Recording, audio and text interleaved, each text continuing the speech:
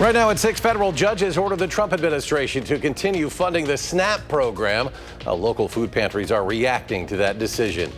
And it's the spookiest day of the year. We're live as trick-or-treaters are out across southern Wisconsin grabbing some candy. And the gun deer hunt is quickly approaching. The new bill that would make sure no deer goes to waste. And we welcome you to News 3 Now at 6. Good evening. Thanks for joining us. I'm Eric Franke. Sarah Carlson is off tonight. We begin with some breaking news. The Madison Police Department says a social media post accusing staff at Whitehorse Middle School of sexually assaulting a child is false. The department says those allegations were not based in factual evidence and that they were distracting and potentially harmful to the investigation and to people who weren't actually involved. A statement from the department says there is actually a significant amount of evidence that directly contradicts the allegations. 2 federal judges have ordered that President Trump must continue to fund SNAP during the government shutdown.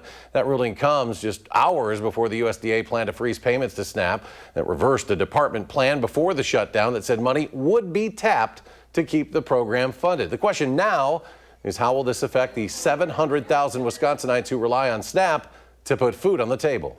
We want to see relief as quickly as possible, but already, even before this lawsuit was filed, the process in place for preparing for SNAP benefits for November is behind schedule. And so what that impact will be remains to be seen, but the sooner we can get benefits to people, the better.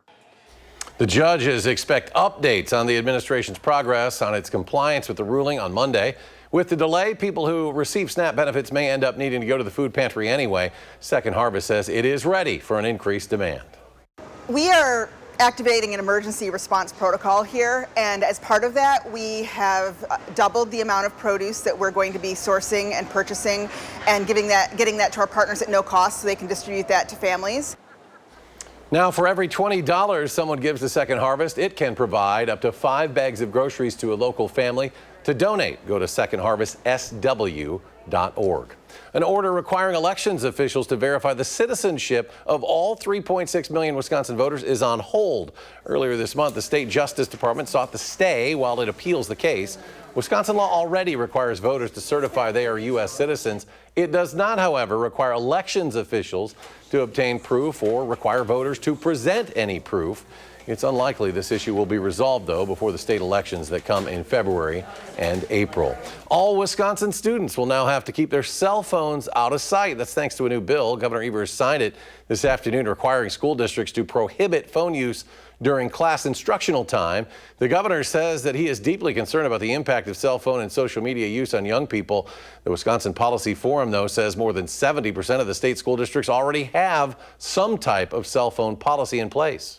You can pass all the policies you want regarding student cell phone usage, but where the rubber hits the road is the enforcement of those policies within the school buildings, right? And that can fall oftentimes to teachers and other staff members within the schools to actually enforce the policy, because some students, don't want to follow the policy, especially initially. Now, there are exceptions included in that bill for any emergency or perceived threat. If a student needs a device for health care, or if it's part of their education program or allowed by a teacher for educational purposes. Today, the Madison police officer who was seriously injured in a crash while on the job is out of the hospital.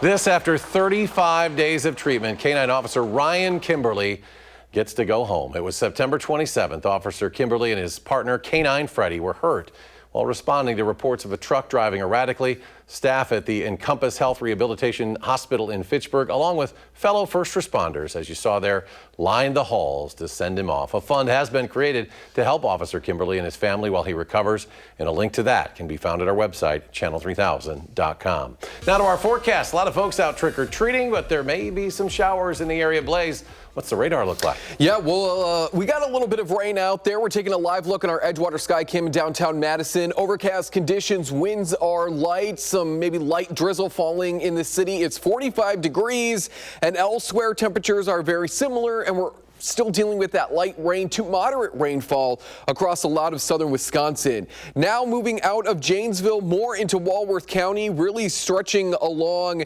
43 there. We find our heaviest rain activity stretching from Johnstown all the way south into northern Illinois. So folks, if you are in Darien, Elkhorn, you're going to be dealing with more of that heavier rain than say folks further to the north in the Madison area, where we might be dealing with more of that lighter rain activity. We got a light shower just north of Cross Plains into Berry and Marksville, into Iowa County outside of Wyoming, south of Spring Green. We find a little bit of some rain moving into Pleasant Ridge, into Ridgeway, Avoca, a little bit of that light rain as well. And we're going to continue to kind of deal with these light rain showers on and off throughout the rest of not only this evening, but into the morning hours on Saturday. But as temperatures drop overnight, you're seeing it on future tracks, some of those pinks and those blues, indicating some of those rain showers could turn over to a light rain-snow mix. Coming up in the full forecast, we'll take a look at what the first day of November has in store for us and what the first full week has in store for us. Is there any much-needed rain? We'll take a look in just a few minutes. All right, Blaze, thank you. And we're out and about tonight as trick-or-treating is underway all across the region. Armand Rahman joins us now with a live look at the Halloween festivities this year. Mr. Incredible, how's it going out there? All right, guys, I did it. I found some trick-or-treaters here to tell me how the evening's been going. All right, guys, go down the line. Tell me what you guys are dressed as tonight. The Rake. I just have like an LED mask. I'm Shrek. I'm Donkey. Scary at mask either thing. Nice. Yeah, that donkey is probably the scariest one of you guys. Tell me, what are the best candies that you guys have gotten so far tonight? I got some Nerds. I like Nerds. I got some like trolley sour gummy worms. I got some Tootsie Pops. How about you? Sour Patch watermelons. Very cool. How about you? Sour Patch watermelons too. That's awesome. All right, so let's go right now and check out this really creepy house. You guys ready? Let's go. Come on, you guys go lead the way. All right, let's check this out here. Oh my goodness, this is a setup. This area of Willie Street really goes off here with that skeleton. Oh, and the little princess here. If you guys want to keep trick-or-treating, we have the full trick-or-treat hours over on channel3000.com. It goes on in Madison until about 8 o'clock. So for now, reporting live with everyone. You guys want to give me a happy Halloween? Happy Halloween! Armand Rahman, News 3 Now. Sending it back to you in the studio. Excellent work, Armand. And kids, great costumes, especially that terrifying donkey. Be safe out there. And there are a few treats that should not be handed out this Halloween. Zingerman's Candy Manufactory announcing a recall of 2 products for health-related concerns. It's Peanut Butter Crush full-size bars and it's Cashew Cow full-size bars may have undeclared cashews and peanuts in them. The FDA says these candy bars could pose a threat to people with related allergies, though no illnesses have yet to be reported. The gun deer hunt is right around the corner, and the state legislature is looking to make sure that no deer meat goes to waste. Our Marin Rosen introduces us to a bill that would provide that deer meat to local food pantries. Marin? This proposed bill would expand access to a program that's been around for over 2 decades. Today, I went to Lodi and spoke with a Wisconsin meat processor about his participation in the program. Mike Clark knows his business is about to boom. Starting to ramp up right now. He runs a meat processor in Lodi, Wisconsin, and they are preparing for gun season. Obviously, the deer hunters get pretty excited as the weather gets cooler. Lodi Sausage Company is a part of the Wisconsin Department of Natural Resources Deer Donation Program, where donated deer are processed and distributed to food pantries across the state. And it's obviously an easy program. They can drop it off to us at no cost. They just need to get the deer tested is all, and then we process it here and make sure it gets to the food pantry so they're kind of hands off when they drop it off. A new proposed bill would expand access to that program. It would allow local businesses to donate gift certificates to deer processors to give out as an incentive to hunters in exchange for their deer. We're really excited to be part of the program. We have for probably, my dad's had the meat market for over 30 years, and so anytime they've done it, we've always been a part of it.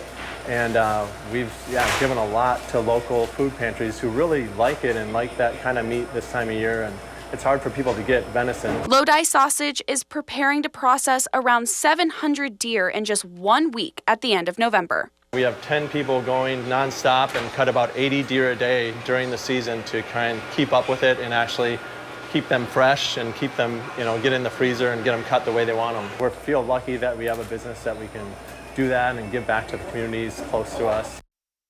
The goal of the bill is to encourage more hunters to use their extra tags to provide more meat for local food shelters. And it is currently still in its early stages, circulating for co-sponsorship. All right, Marion, thank you. Still to come at 6, UW Health stressing the importance of lung cancer screenings, and healthcare premiums are set to rise next year. How much will they increase for Wisconsinites? Well, that's next.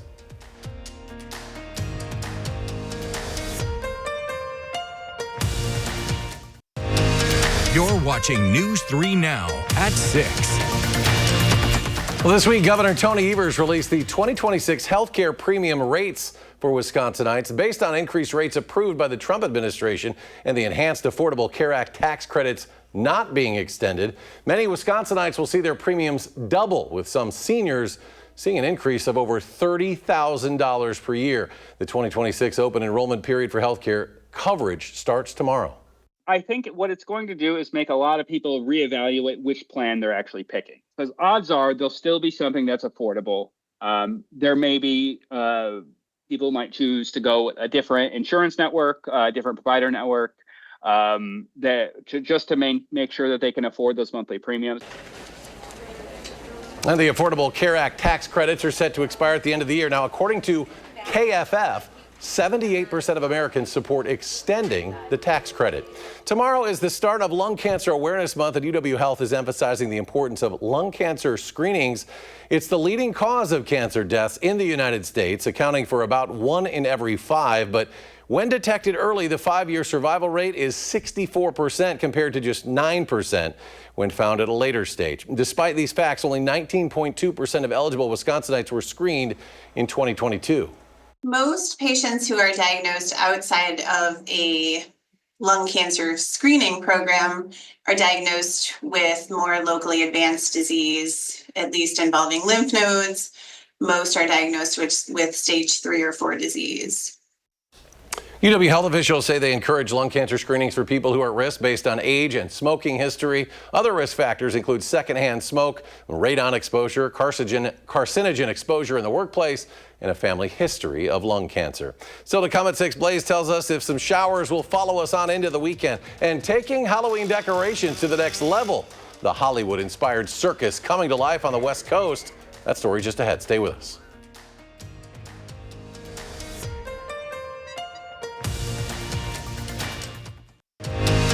You're watching News 3 Now at 6.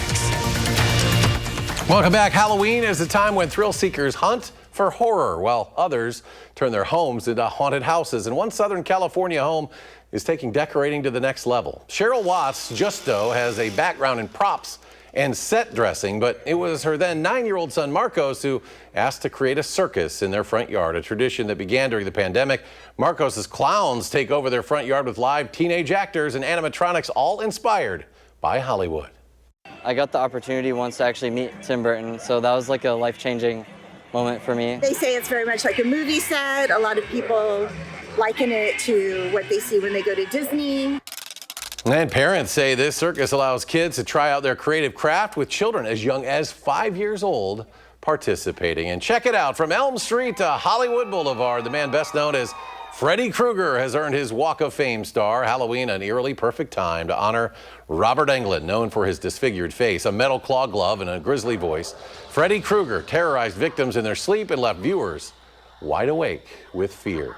Well, a few showers possible tonight for high school football, and those trick-or-treaters are all out there already searching for candy. Blaze, will those showers pop up this weekend?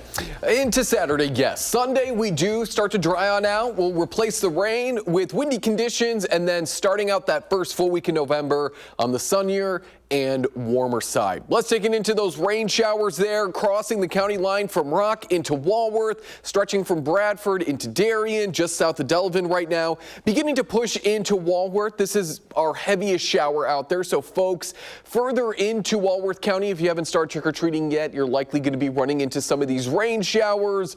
We'll head on over to parts of Iowa County, just outside of Blanchardville, Moscow, Hollandale, dealing with another light to moderate rain shower further north around Spring Green, Lone Rock, into Hyde, outside of Pleasant Ridge, just north of 151 and south of Arena.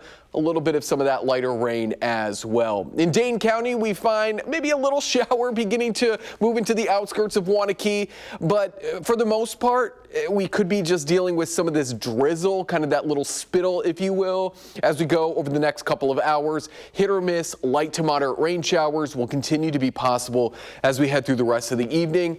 Still staying cloudy. By the time we're wrapping up, maybe some of the trick-or-treating, upper 30s to low 40s, will eventually settle into those mid to upper 30s to low 40s tonight. So some of those raindrops, especially after midnight, may briefly turn over to snow. We're not anticipating anything in the way of not only snow accumulation, but unfortunately rain accumulation as well. As I mentioned, Sunday, we dry out, but we become breezy, and we're slightly warmer than Saturday. We'll be in the mid-40s on Saturday, back into those upper 40s to low 50s on Sunday. We can thank the southwesterly winds and maybe a little bit more sunshine here and there on Sunday for the warmer temperatures. But rain will move in Sunday night, out by the time we go into Monday, I would say late morning. And then from there, we pretty much remain dry over the next couple of days. So this is taking in all of the rain that we will see tonight and into Sunday night, into Monday, and it's not a whole lot. We're just in that point of the year where we don't get a lot of systems coming in out of the south, bringing us a lot of that heavy moisture. But we could accumulate a half to maybe a quarter of an inch at best, which is unfortunate because we really do need more of those soaking rains to make up for the lack of rain we've haven't seen in not only September, but throughout October as well. But unfortunately, it looks like a couple of high pressure systems are essentially going to be placing themselves here over the next couple of weeks and acting like a big weather shield, keeping a lot of that heavier rain across parts of the Pacific Northwest into southern parts of Canada, and then they fall into the northeastern part of the United States, kind of skipping us. So it doesn't really look like we're going to be seeing a whole lot of rain, or at least beneficial rain, over the next 7 to 10 days. Reminder, we do set our clocks back on Saturday night, but look at next week. Starting out November, at least the first week in November, mid-50s, plenty of sunshine, maybe some rain to wrap up next week going into next weekend. We'll take it. We've had some really cold Halloween, so we'll take those 50s next week. Blaze, thank you. Coming up, sports director Andrew Banster with a preview. Big night in high school football. Level 2 of the playoffs kicks off tonight. Stay with us.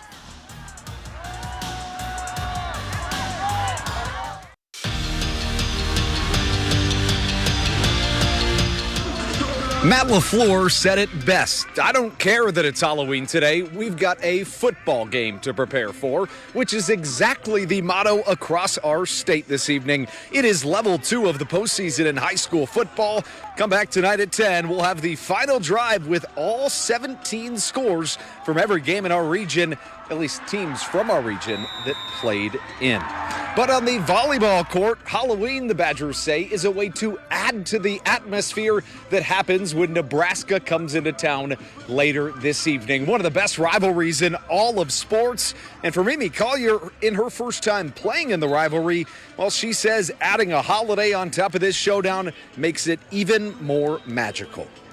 I'm so excited. You know, there's so many, again, it's Nebraska and it's Halloween and it's a Friday night and it's Big Ten. Like, there's just so many things like stacked on top of each other just to make this such an epic game. And I'm so excited for the fans to be able to come out. I'm so excited for the student section. I'm sure they're going to be crazy. And stick around after this newscast for this week's Wisconsin Huddle. I'm joined by Wisconsin Volleyball's Madison Quest. And speaking of rivalries, Wisconsin women's hockey, they host number 3 Minnesota this evening in a game that is airing on our sister channel, Television Wisconsin, as we speak. And for the Badgers, rivalries are kind of hard to come by, considering nobody really comes close to the Wisconsin women. It's hard to say that it's really a rivalry, but this is about as close as it gets. The energy in the rink just like flips to a whole nother level. Minnesota is just one of those things that everyone constitutes as a border battle, but you really feel it like inside of you. You feel it from the fans, you feel it from the coaches. It's just kind of the whole week just feels different preparing, and the game feels different. Now let's throw it back to the Wisconsin women's hockey team in their trick-or-treating days. There's Cassie Hall and then Lacey Eden. How about those for costumes? Certainly had a different outfit coming into LeBon this evening, and then Cassie Hall next. Of course, had to throw some spook into it. And speaking of spook, check out Wisconsin football in the Halloween spirit, getting scared every time they enter the facility at Camp Randall. I don't blame them. I mean, you may be a big, scary football player, but if somebody jumped out at you like that, I mean, you'd be spooked too. Good for the Badgers enjoying their bye week. It is a big night all across sports. Of course, we've got hockey on television, Wisconsin. We've got the Wisconsin Huddle coming up right after this. And of course, we're here at Breese Stevens Field where Edgewood is about to host Reedsburg. The final drive coming up at 10. Join us then. But for now, we're going to get ready for this big-time game in Level 2. So for now, at Breese Stevens Field, I'm Andrew Banstro with News 3 Sports. So much going on, Andrew. Thank you so much. We've got a lot of high school football going on out there. Of course, the hockey over on television, Wisconsin. But we'd like to have dry weather for the football tonight. Some places will see a shower or two. Yeah, some will. If we take a look here quickly at Future Track through the rest of this evening, just a few showers here and there, and some might produce a little bit of snowflakes by the time we're waking up on Saturday. Breezier and warmer on Sunday. Entertainment tonight coming your way next. You can always find us streaming 24/7 on Channel 3000+.